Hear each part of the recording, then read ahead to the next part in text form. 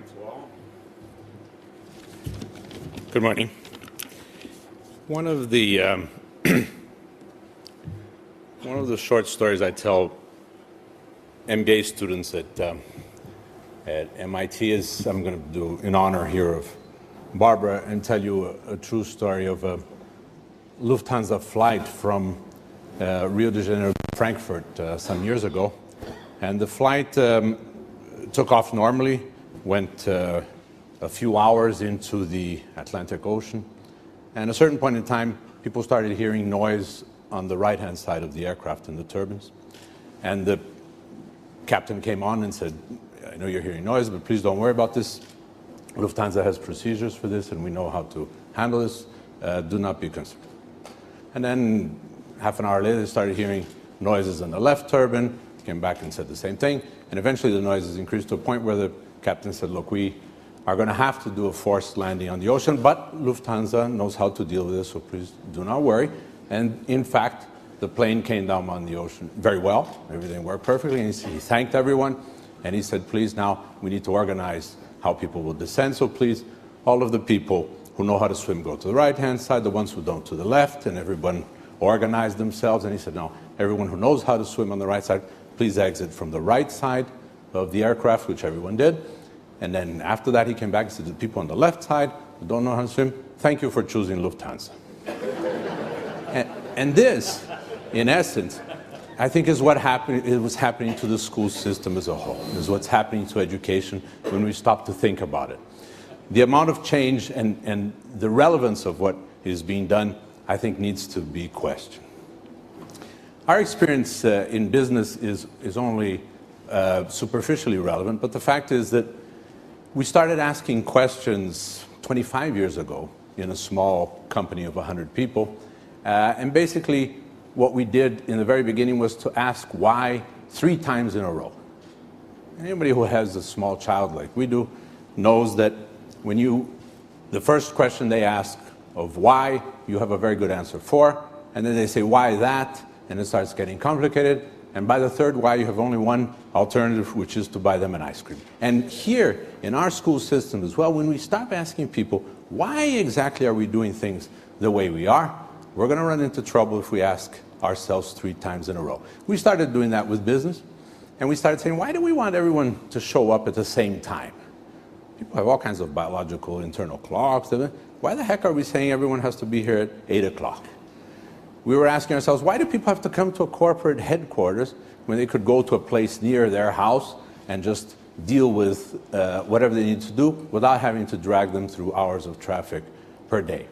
And as we started doing this, the business went a completely different way. We said things like, we want to think about the future, brainstorm about it as much as possible, but please don't write anything down, because the moment you write it down, we have to follow your plan. And if we have to follow your plan, our ability to change this plan entirely is compromised. And so we said, let's do a 6-month rolling budget and nothing else. And so we'll plan for 6 months, and every 6 months we'll start again. And let's start from scratch every 6 months. And we spent 26 years on the basis of 6 months. Today the company has about 5,000 people. It has ethanol projects of $2.5 billion. It has all kinds of things that came out of this in all of this time. And we started telling people, look, we don't want to know if you worked hard or not, how many hours you put in, how you dressed. All of these, and that's the connection with school, all of these are boarding school issues. Why you should come, why does someone make more than I do? Why does my title not say this? And businesses are full of boarding school issues still. And so we said, we don't want to deal with that. And to a certain point, we got at a certain moment where we said, you know, why do we need an organization chart at all? And we started incenting people to say, look, write on your business card whatever it takes for you to do your job. And if a client only wants to talk to a director and you're a trainee, try writing director and see if they'll buy and sell from you. If they don't, it's not a title problem. But go to whoever you respect in the organization. Don't follow the little boxes. And as we went through this process, at a certain point in time, people said, you know, why at all are you setting our salaries? Can't we set our own salaries? And a process went through, and we look at it. There are only a couple of things that you can think about that affect a salary. One of them is What are other people making inside the company? What are people making somewhere else? What can we afford? These are basically the three issues that affect salary. But there are two things that people know, the employees, that we don't, which is where would they like to be now? What would they like to be doing at this point in their lives? And how much are their spouse or their colleagues or their neighbors making? These are important issues that determine whether the person wants to stay and is happy with salary, and we know nothing about it. So either we find out, and we put psychiatrists to find out everything about the people, or we give them the other three, which we did, and we said, look, here's what everyone makes in the company. Here's what everyone makes in this industry. Here's what we make in money. Tell us how much you have to make. And don't make a big mistake, because every 6 months, the people who put together a budget will list the people they think they need for the next 6 months. And you want to be on that list? Make sure you understand how they're thinking. And so this process went on, and the short story of this is that 25 years later, the company moved in directions we knew nothing about. We are in businesses today that we never imagined we would have been 2 years ago. But the business is reinventing itself constantly, because we've taken away the boarding school mentality. We've taken away the restrictions, and we've said, don't tell us how you're doing things when you're doing things, and simply find something to do here that has to do with either a passion of yours or that makes you want to get up on Monday morning, which is the single most difficult thing for organizations to achieve. As we got into this, we slowly started asking questions of how are these people coming to the company and therefore to the job market from schools? There are people who come and in the first 6 months, a year, are terrified of what they see there. Because we say, I don't know if you have a desk, find a desk, you have a phone. It's totally beside the point for us. And people would say, now wait a second, you have to tell me. Where am I going to be? What should I do? How does my career move? And we said, we don't have anything to tell you at all. Our human resource department for 5,000 people had 2 people in it. And one of them now retired.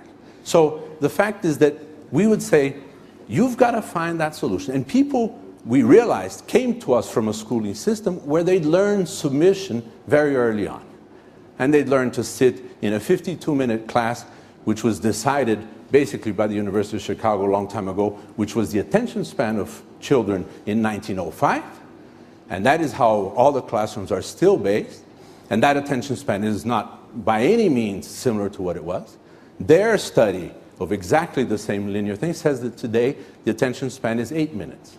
Now, if you put it in front of a video game and he wants to move from phase 2 to phase 3, he will spend 9 hours in front of that thing and with full attention. So there's something happening there which is not 52 minutes anymore. And so we looked at it and we said, there's something wrong with these people coming to us in this fashion. And then after a good midlife crisis, we said, let's go do something else, because now we've made a lot of money.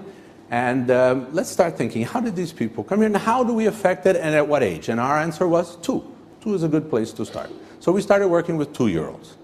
And we said, if we don't fix this with 2-year-olds onward, they will come to the job market ready to follow orders or to follow a career, etc., all of which doesn't exist anymore and is going to exist every time less as we go forward.